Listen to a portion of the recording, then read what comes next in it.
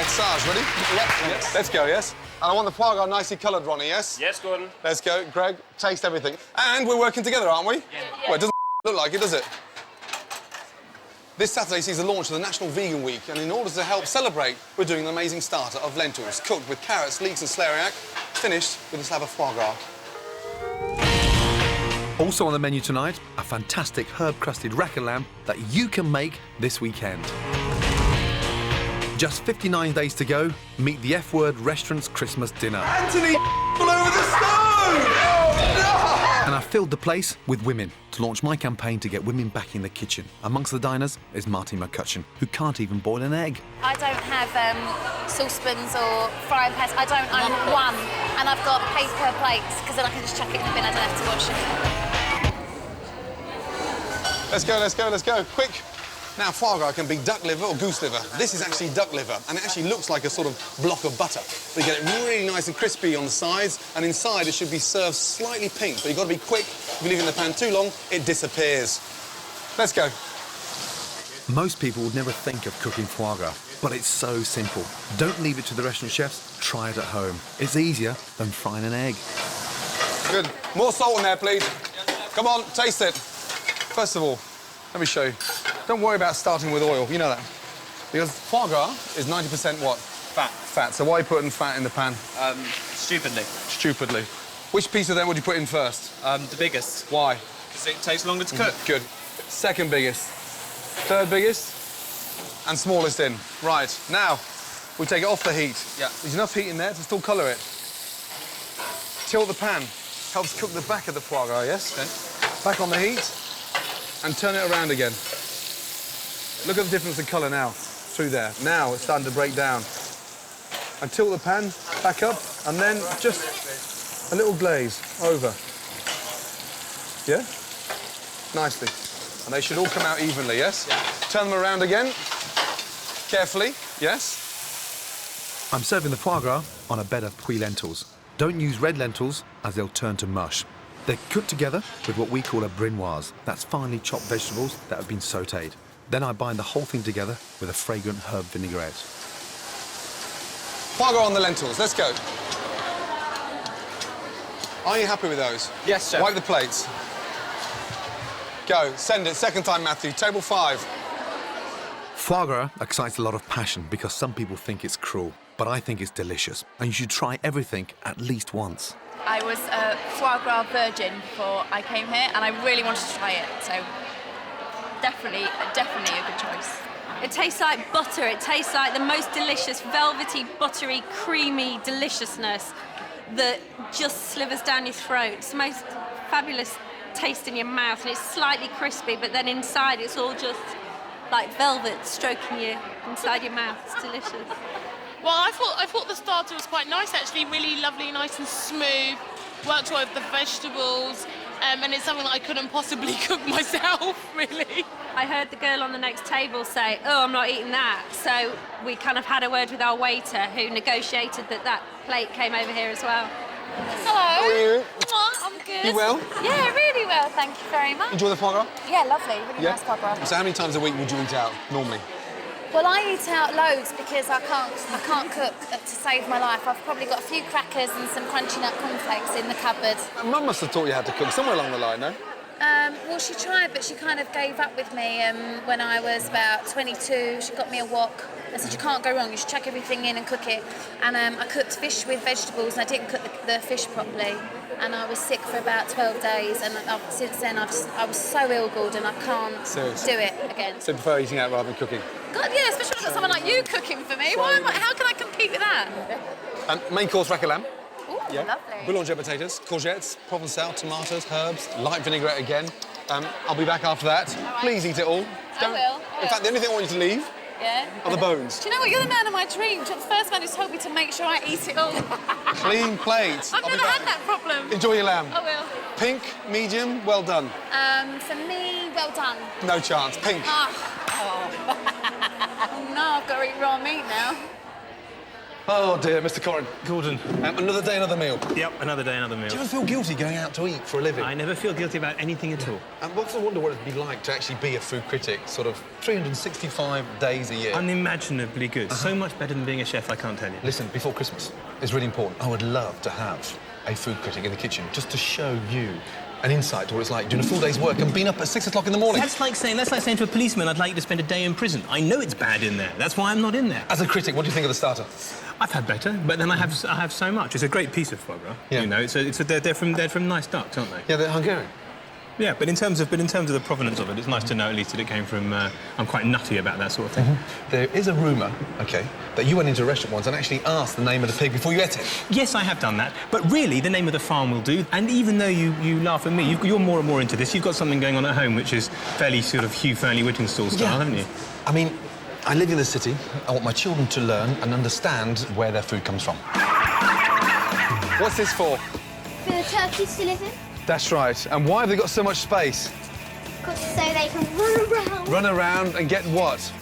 And get exercise. Get Exercise. Exactly, get fat and get exercise. Surprise, surprise, Gordon's had one of his fantastic ideas, which I'm not exactly over the moon about. He's decided that we are going to grow Christmas lunch. He wants to make the children understand that Christmas lunch, actually comes from somewhere, not just from the supermarket. So we're going to fatten up the turkeys and grow our own vegetables. But Meg, I think you're going to get really attached to them, you know that? Holly, they'll be tough old birds.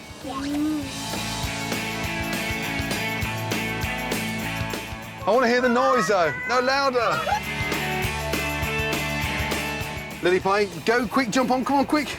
Jump, and again jump, and again jump. They've got to be in this pen, and we've got to keep them away from the foxes. Okay. We've got a problem in this setting with foxes because there's a lot of them around, there's woods behind.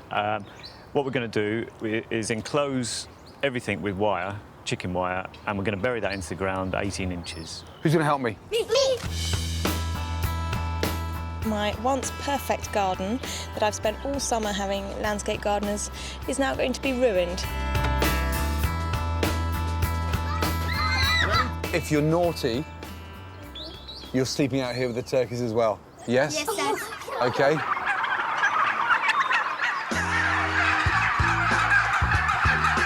You understand why we're here, don't you? Yeah? We're going to choose 6 of these birds to take home, OK, to fatten up for Christmas. Are you hungry? Would you like to eat one? We have both bronze and white turkeys. They're all free range, so there's very little difference in it. The bronze are just a little bit gamier in flavour, and it's just personal preference, really.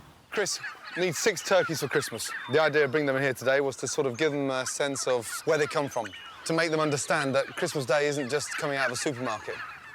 Jack, have you caught one yet? Come on! We've got 4,000 turkeys here 4,000. on this farm, yeah. So how old are they? These are 16 weeks old, these 16, ones. and they yeah. go right up to 24. Well, these will be about 24 weeks. And what's the difference in weight? We'll sell the bronze turkeys from about 7 or 8 pounds oven ready right up to sort of 30 pounds oven ready. 30 pounds. OK, 3 more. Matilda, you've got one.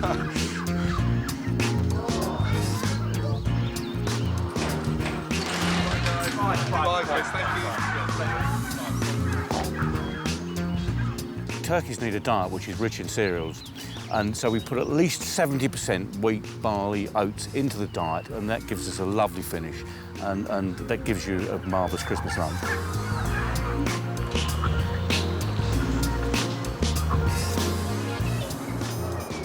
Tilly, Daddy's driving, they're shitting themselves. Hold on then, welcome him home. Now, we have to think of some names for them. And I thought, OK, because there's 6 of them, OK, we've got 1 each, OK? Yeah. We'll name them after chefs. OK? Yes? Yours is called Gary. That's the one with a spiky bum. Gary.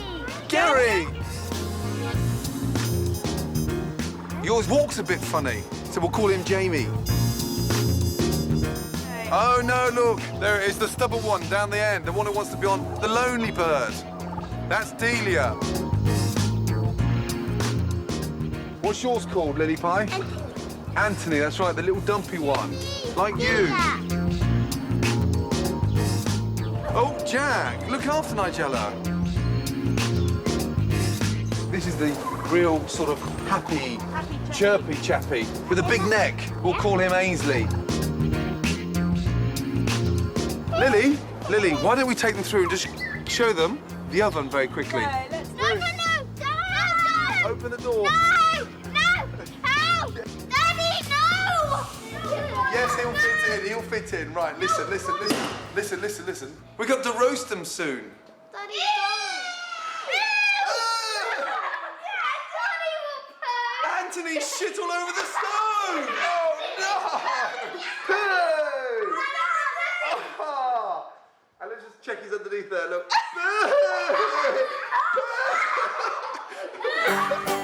Right, put him into bed now, please. Come on, Anthony, move your ass.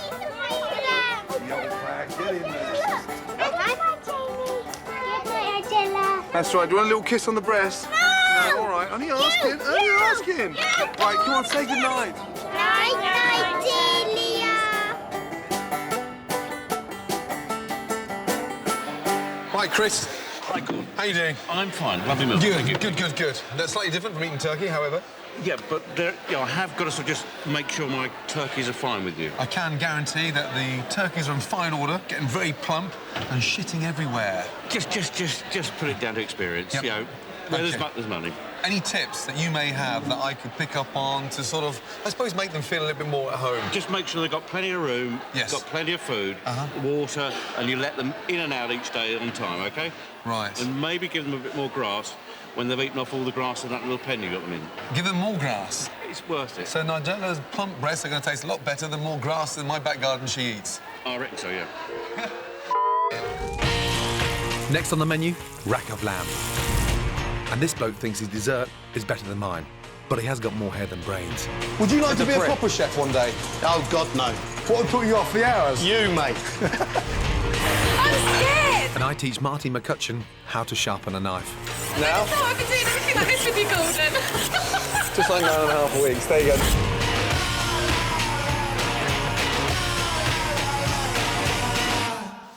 Welcome back to the F Word, the place that you can find out everything you need to know about food. Next up is the main course. Season the courgettes, yes? Fresh basil in there? Yeah. I'll open it up and season it. Let's go. Main course tonight is the beautiful rack of lamb served with a boulanger potato and sauté courgettes with tomato provençal. And I'd never ever thought I'd ever say this, I promise. However, here's one I made earlier. Rack of lamb. This is the Rolls Royce of lamb. It is every chef's dream to cook this.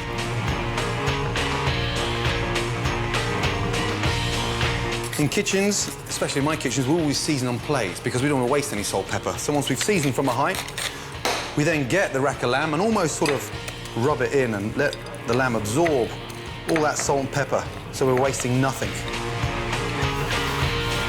Hot pan, olive oil. It's simple mathematics. No colour, no flavour. Get some colour on there.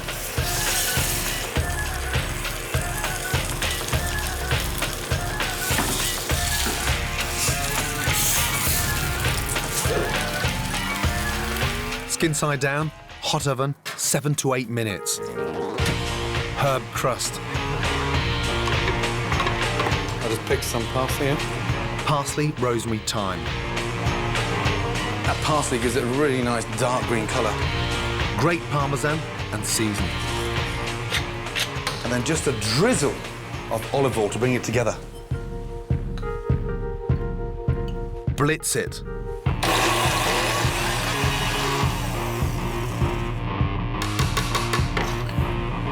Comes out amazing, eh?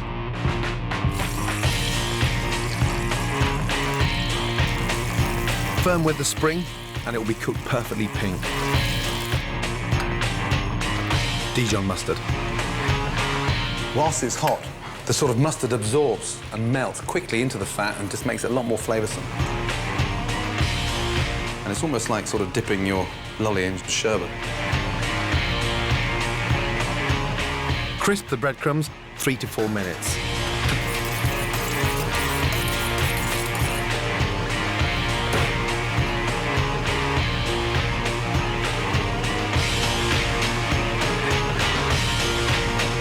Onto the plate. Herb crusted rack of lamb, done. Right, how long for the lamb? 2.5 minutes, Let's go. I want it together, yes? 5 and 5, yeah? Let's go. I'm joined by a hand-picked kitchen brigade. Over there is Ronnie. He's been with me now nearly 3 years. Quite a delicate touch and a bloody good cook. Greg, this guy used to be a management consultant until he saw the pilot light, and he cooks as if he's been in the kitchen 20 years. He's only been in trade 3 years. And every chef has a right-hand man, and my right-hand man is Sarge. He's been by my side now for close to 10 years. The other two cooks in the kitchen, who look absolutely petrified, are our trainees. We call them commies. Matthew's a 20-year-old waiter who's desperate to make the step into the kitchen. Miller is 24 and works in corporate hospitality. She's passionate about food, but can she handle being bossed about? Move your ass. Neither of them has worked in a professional kitchen before. With the lamb, we're serving a boulanger potato. The most important thing about this particular potato is like a layered cake. Got these wonderful caramelised onions, potatoes, onions, and then it's cooked with a really nice stock, so it acts as a bit of a sauce. Perfect for this time of year, and perfect with a lamb. Lamb, please. Boulanger potatoes are easy to cook, but look sophisticated and are absolutely delicious. Simply fine slice potatoes and lay them in a dish with sautéed onions. Season between the layers and pour some chicken stock over the top. Into the oven for 15 minutes and that's it, like dauphinoise, but if anything, healthier and easier.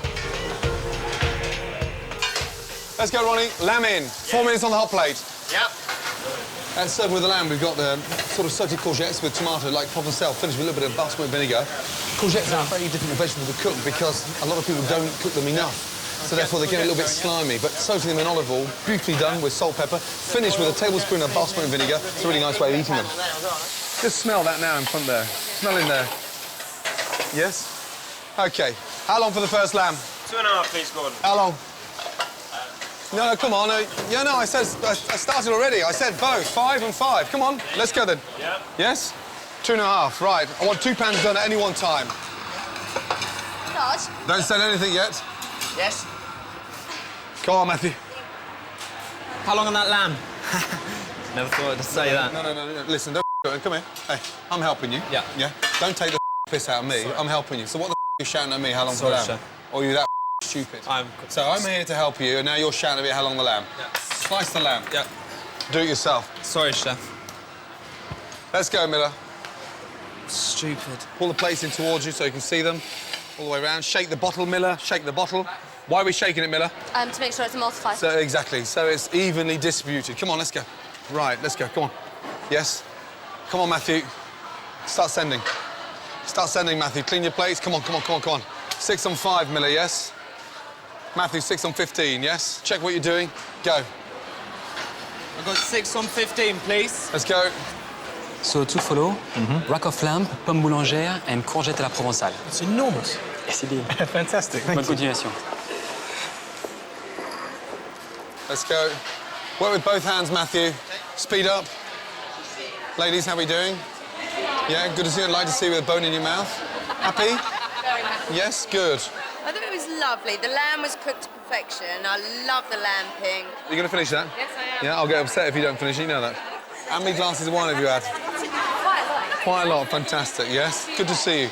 I was vegetarian until 2 weeks ago, and I'm converted 110% now.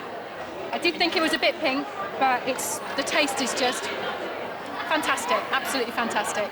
Laughing and singing, hello. Oh, no, you devoured it. You finished it. Do you know what? I loved it. Serious? I've never had lamb rare before. I've always been a bit scared of the blood, but I love this. It's nice, not too much blood oozing out. No, and this time of year, autumn, has to be the perfect time.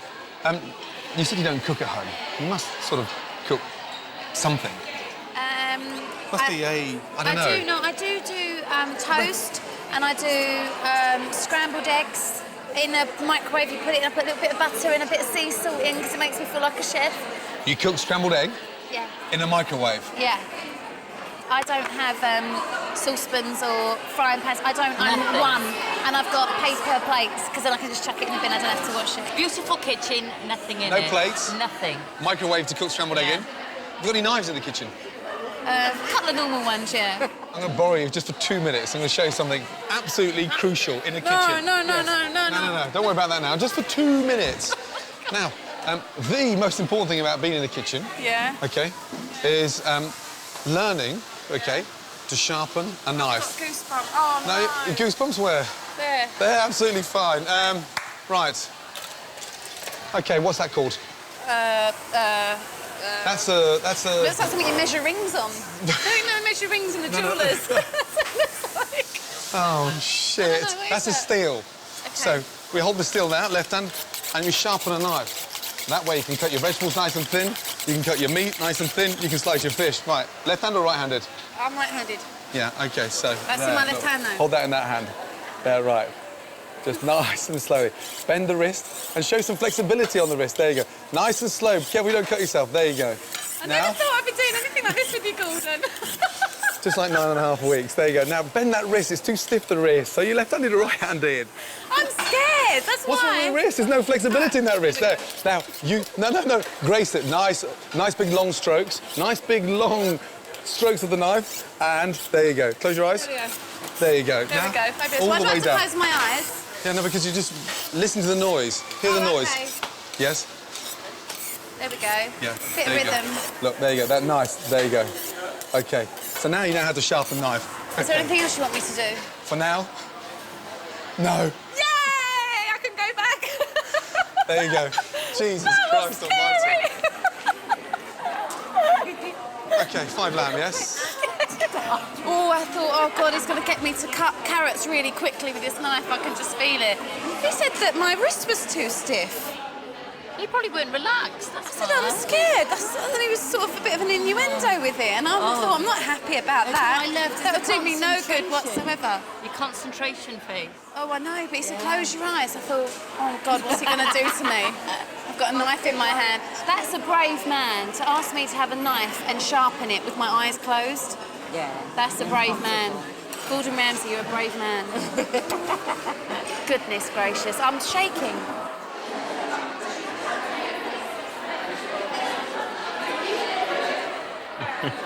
How's it going, mate? How's the lamb? Absolutely fantastic. It's really, really good. A very manly dish, and I noticed that you've got almost exclusively women in the restaurant tonight. Is this you trying to set me up with somebody, or what's up? I'm launching a campaign to get women back in the kitchen. Oh, you dog. Do you think they want to go there? No. And do you know what? I'm You're fed up right. with the customers coming into the kitchen. 90% of them now. They're all cooking at home. They're male. I'm amazed, though. You actually went to the lengths of commissioning a survey to prove your point. And this proved, apparently, that 3/4 of women who can't cook, it's not that they can't cook and they don't care. They can't cook, they regret it. I'm personally going on a mission now to invite every woman in the country, OK, to get me in their kitchen. I'm going to offer my services to the women of Britain starting tonight. Excuse me, sir. Our survey showed that more men than women find cooking a pleasure, while more women believe it's a chore. I've been out and about across the country, and I've been shocked by what I've found. And look, brand new pan, never been used before. The place is more set out like a cocktail bar as opposed to a kitchen. Over the next 9 weeks, I'm going to be helping women across the country to get back in their kitchens. Why can't you cook? I am a bit clumsy. I know how to do it. I know you're supposed to do that. I poisoned my best friend. Oh, dear. From steak and chips to Sunday roast, they'll discover the pleasure of cooking for their friends, their families and themselves. Smells fantastic. It does. It never smells like this. And in return, I want to promise that each woman will say goodbye for good to meals of Chardonnay and crisps. How many tins of baked beans have you got? And hello to fantastic home-cooked food. I've never had that many people sat around my table. What about around of course, Mummy? Yeah, thank you, Mummy. Thank you, Mummy. Wait, tell the neighbours, the kitchen's been used! The kitchen's been used! Right, well, Gordon reckons there must be millions of women in Britain who can't cook, and so he plans between now and Christmas to get as many of them as he can back in the kitchen. So he's asked me to tell you that if you're a woman and you can't cook and you think he could help, get in touch with us via the website. Better still, if you're a man and you've got a daughter or a wife or a sister who can't cook, let us know and we'll see if we can't do you a favour. And I tell you what, if you can cook, get in touch with us anyway, especially if you're single. Put my name on it. Maybe enclose a photograph. The production, the people on Star Now, the people on I can. Yeah, you're right. Yeah. Hello. Enjoy lamb? I love my lamb. Enjoy the foie gras? Fabulous. When was the last time you cooked in the kitchen? The weekend. At the weekend? Yeah. Damn. When was the last time you cooked in the kitchen? A month ago. A month ago. See, Jane? Yeah? My campaign to get women Further back than that. To get women back in the kitchen. The campaign was launched because over the last 4 or 5 years, 90% of the people coming into my kitchen, and fascinated about the cooking are not the women. They're sat at the table having wine and cocktails. Yeah, but that's It's because the the men have got time to come into... You know, you can spend 24 hours marinating a gherkin, but women have got other things. Yeah, no, I We've totally got agree the that- kids, we've yes, got the yeah. housework. You Like don't do men- the housework. Yes, When I did do you the not? Men have fallen in love with the kitchens. Women have fallen out of love with their kitchens. Well, these two are too young, but us two, Right. we were the It's gonna be a generation... really good argument now, you know that. No, we were the generation, we were told Yes. we would be having it all. Yeah. We're not having it all, we're doing it all. Right. And we haven't got time Okay. to To go cook. in the kitchen and ponce about marinating something for 24 hours. The only reason you can do that It's is not because you've got a ponce. lovely wife who's at home with your Guantanamo Bay turkeys Guantanamo Bay. in the garden. Come on, Jane, you owe it to yourself. When was the last time you cooked? I haven't cooked for ages. I haven't got time. Oh, I'm make doing time. homework. I'm doing housework. Yes, school runs. I'm doing work. Yes, OK. I'm doing all the things that my husband doesn't do. My grandmother cooked because she loved cooking. She did all the things that you did without the washing that's machine Granny. and without the Hoover, Yeah, without and anything else. done everything Jane just said, but Jane's saying now today's modern woman doesn't have to cook because they're busy. I think, Rubbish. I think that one of the art and the pride of being a great cook is making that time. Don't go shopping. But it's not. Cook. Yeah, but it's not spending 3 or 4 hours in the kitchen. It's just cooking. Less time with the nails, less time with the hair, more time in the kitchen, Jane. The nails. Can we look at the nails? They Less time with the nails, less time with the hair, more time in the kitchen, Jane. Rubbish. Busy, busy. See ya. Dear, oh dear. Next on the menu, it's pudding time. Al Murray takes me on with his recipe for bread and butter pudding. Yeah, it sounds disgusting. It's not disgusting. Giles Corrin goes in search of the truth about the drunkard's favourite, the doner kebab. The doner kebab turns out to be a gourmet production.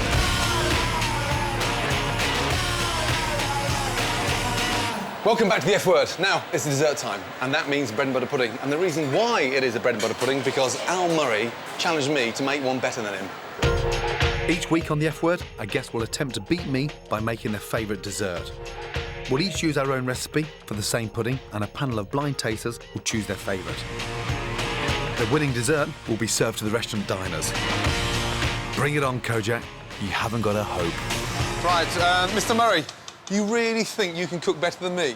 Oh, yeah, Gordon. You're having a laugh, aren't you? No, this is, you know, dead simple. This is the whole Murray food philosophy. Simple. Keep it simple, stupid. OK, so it's a thick-cut loaf, currants, bit of milk. Yeah. Yeah, it sounds disgusting. Is that it?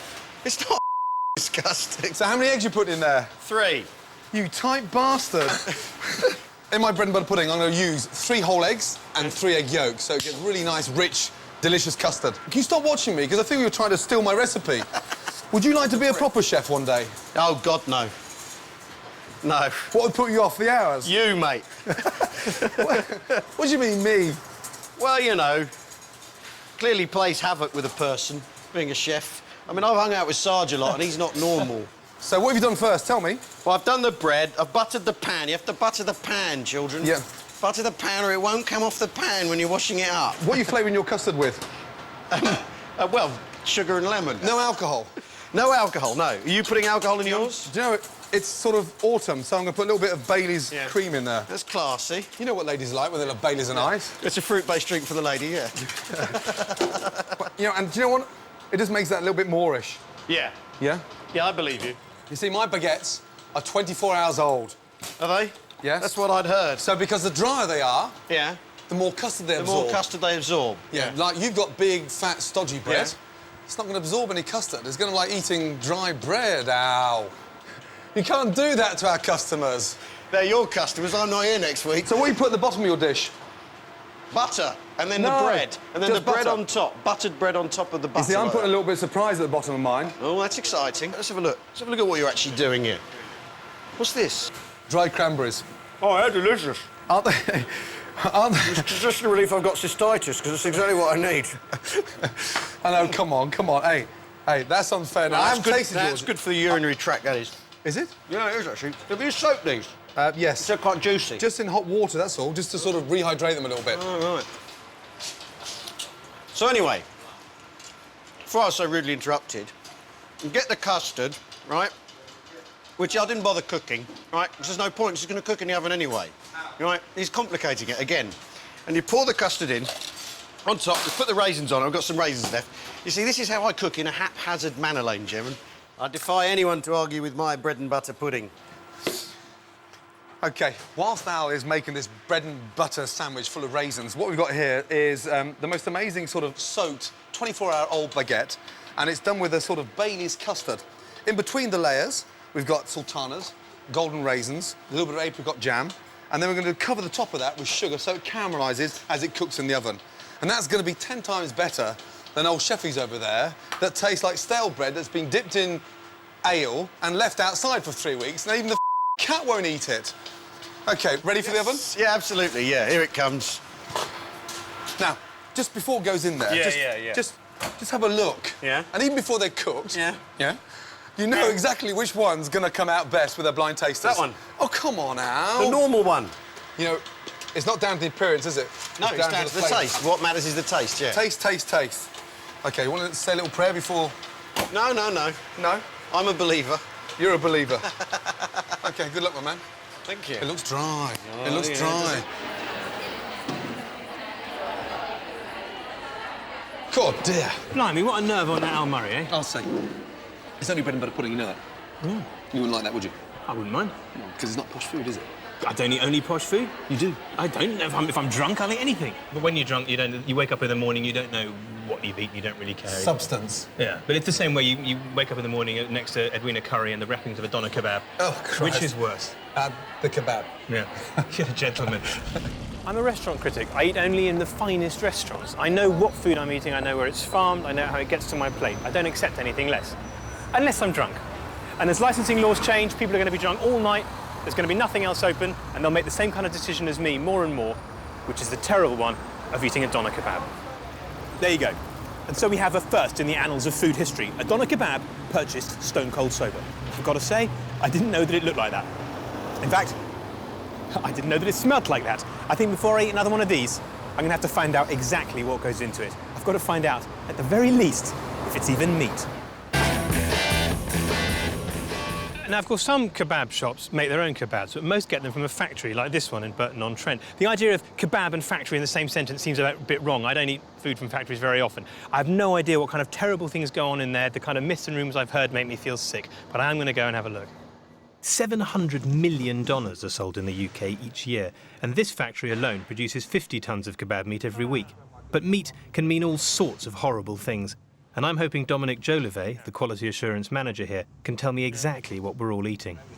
My word! Look at that! Look at that! It's real meat. It's like a butcher's shop. I had no idea that anything even resembling part of an animal went into a kebab. Well, as you can see here, they're trimming up all lamb breast. Right, and the lamb breast is not being used by supermarkets or restaurants because... Very small, because there's not a high demand for it. As you can see, a bit fatty. Bit fatty. Very finicky to get, you know, nice chunks of meat out of. And the fact that this stuff would normally just get thrown away ends up in a doner kebab, that's a good thing. And is that the end of the story? What else? Are there other carcasses? There is other trim as well. I'll show you. We also use lamb fronts and shoulders. What happens is with these, the supermarkets sell the lamb cutlets and the legs. This is lovely kind of loins in there, isn't it? Well, these are what you call the neck end. God, there's a neck fillets, though. You can eat them nicely. Well, what we do with these, we take these out and we sell these as shish. I am getting closer to eating a doner kebab sober, I think. It is. It's fair to say, it's very, very good quality product. So, Dominic, what have we got here? This is slightly different. These are frozen fellows. What's that? This is beef, actually. This is beef? Well, that's it, because some of our customers, we do a lamb and beef product. Right.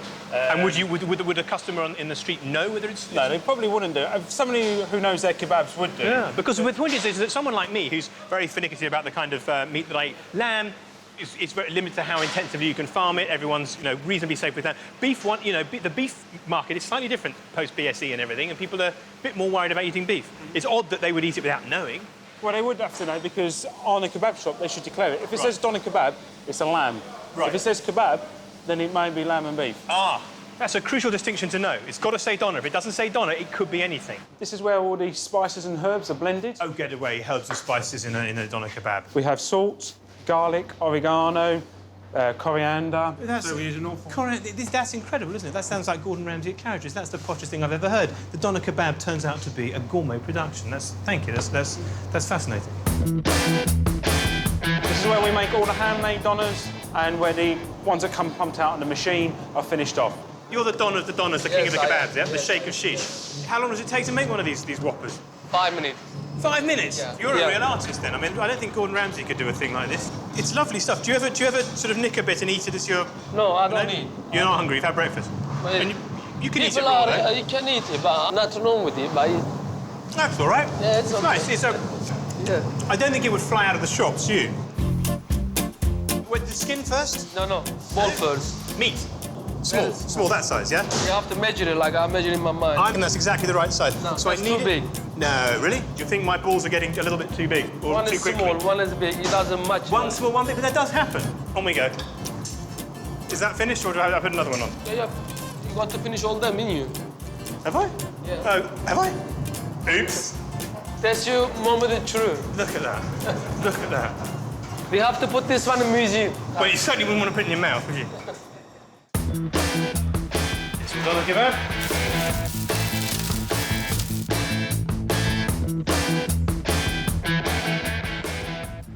So here we are then, the first doner kebab ever built by a restaurant critic. As I suspected, it's fantastic. And having seen what goes into it, I have to say I wouldn't probably serve this kind of meat at my own table, but you know what? At least it's meat. I tell you what, Al, it's not just kebabs that Giles Corrins eats when he's drunk. You know that. Last time he came to my restaurant, we had to tell him the next day what he had for dinner. You're joking? He got so pissed, he phoned up the next day to sort of be told what he had the night before. That's fantastic. Outrageous. Yeah, absolutely. Bloody food critics. It's the moment of truth with the bread and butter puddings. Does yours look dry? Look at that first. Beautiful. Huh? And mine's not finished yet, Al. Oh, of course it isn't. No, but it's a little glaze, you know that? Yeah? Apricot jam let down with some water. Is that it? That's beautiful. That is perfect. God, dear, oh, dear. Are you going to dust yours with icing sugar or something? No. I can leave mine alone. Serious? You can't play with all yours? that can be possibly done with the bread and butter pudding genre here, Gordon. OK, Jean-Baptiste. Yes? Take the egg sandwich upstairs and take my bread and butter pudding alongside it, please. Yes? Yeah, and make sure you've got some sick bags for the sandwich. Next on the menu, which is the winner? My wonderful bread and butter pudding or Al's bread sandwich? Time for the result. And the winner is... And I join Marty McCutcheon for coffee. I don't do journalists. You don't do journalists? Oh, no. Do you do chefs? Yeah. Welcome back. Now, for me, a very crucial time, because it's now the time to find out which dessert is the winner. Is it my delicious sumptuous bread and butter pudding, or is it that sort of sliced white bread egg sandwich of Al Murray's? Pretty obvious, isn't it? The moment of truth. It's important that the pudding judges know what they're talking about, so I tested the palates of our diners as they arrived. The ones who could recognise different flavours will go on to choose which dessert is best. They're blindfolded, so they're only assessing the food by taste. A lucky break for Al. If his was judged by looks, it would be disqualified straight away. I want you to identify these combinations. First combination. Ready, Ben? Open, wide, and in. Open wide, please. What is in there? What does that taste of? I don't know what that is at all. What's the fruit first? You should know what that is. Grape. Grape. Beef and apricot jam. Is it a fish? What does that taste of? Something fruity anyway. Roast pork Roast pork with apple. with apple. Well done. So that is what? That's Apricot.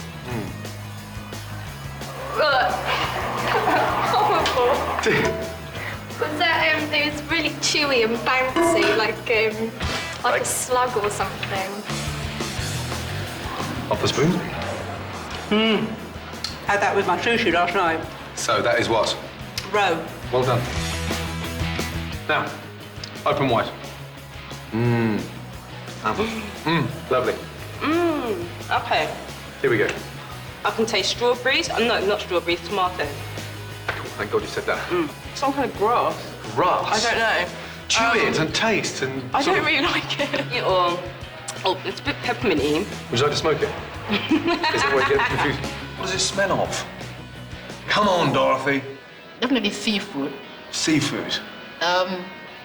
Salmon? And, take it all in. Good girl. What's that taste of? Mozzarella. Good, well done. What does it smell? Tomato. Tomato. What's the green leaf? Basil. Well done. Well done, well done, well done. The ones who got most foods right became our pudding judges. Let's see what they think. This is dessert dish number 1. Thank you. Fruity, soft. You don't like it? No. This is dish number 2. That's much nicer. Yeah, that is There nice. was a real difference. Real definitely. difference. You can actually smell it as The other one was a bit too soggy. The moment of truth has finally arrived. There is one winner, Of course there's one winner. and the winner is... Well done, Al. Get out. Justice! Fantastic! Are you sure? They found you too heavy, actually. They found mine too heavy? Yes, indeed. That can't be true. I'm afraid it is, Gordon. So, well done, Al. You know when you go outside this door, you turn left by the traffic lights, it's called a job centre. Yeah. Dear, oh dear. Now... I can't believe that Al's monstrosity is going to be served in my restaurant.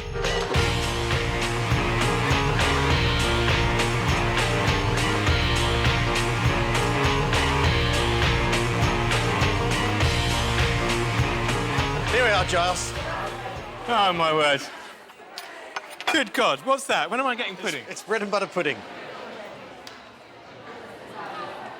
You didn't eat it? No, it was very sweet and it was, you know, it's what you want after something savoury, but it was a bit gloopy. Yeah. And it wasn't very warm. And No. I don't like currants anyway. And I got more currants than anyone or whatever they are. So. You're quite a fuss pot when it comes to food. I kind of like to avoid dairy if possible. And I like to avoid bread. Bread? Yeah. Why? Just because it makes me bloat and I don't feel good in my skinny jeans. I'm still fascinated, finally, just to almost in my own mind understand why you weren't taught how to cook. Well, my mum did attempt it a couple of times, and after 4 hours of peeling a potato and then ending up with about that much, because that's what was left. Peeled it away from that. Yeah, and she just went, oh, for God's sake, and chucked it in the rubbish, and that was that. And I think that some people are just naturally gifted at it, and I'm not. I'm no good at it. If there's one perfect thing you'd love to learn how to cook, what would it be? A roast dinner. A roast dinner? Yeah. I'd Okay. love to be able to cook a roast dinner. That's Okay. one thing that I always Serious? love to. Lamb, beef? Probably beef. Beef. And I want to do really lovely Yorkshire puddings, but there you go. Roast potatoes? Oh, yeah. Yeah.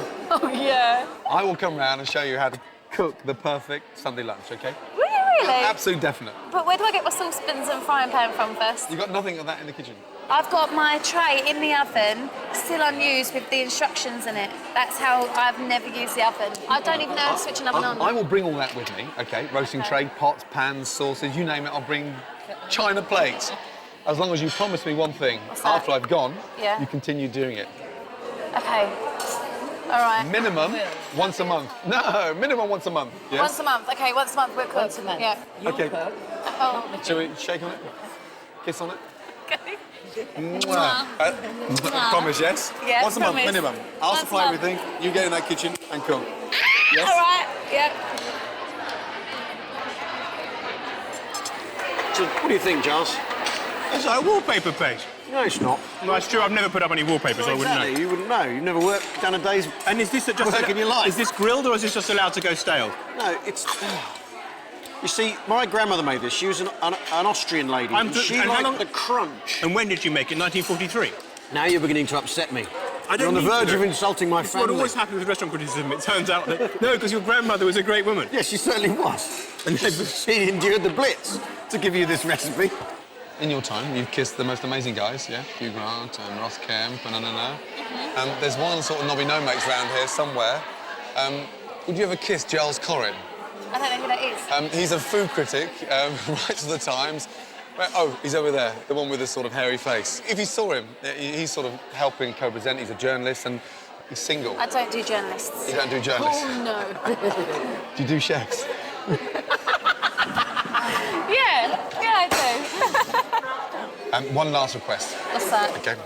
I've never seen a sort of girl serve, tea the way you did at Downing Street. Oh my God. Beautiful, beautiful barmaid in EastEnders. Thank you. Just before we go, we've had the starter, we've had the lamb, we've had the pudding. I want you to help Jean-Baptiste, just on a few tables, serve some coffee. Are you serious? Like a proper waitress. I want to see what you're like naturally. If you can actually go around the tables with an etiquette. Acting. Yeah, I know, but That's not really me. I've never been a waitress in my life. Watching you, serve teas and coffees is going to give me an insight to what it's like going round your kitchen, coming round. I'll give you an apron. But I've got high heels on. I'll just about That'll walk look in even them. better. Never mind. Oh, Just a couple of tables. You just want to watch me Yes. watch you pervert.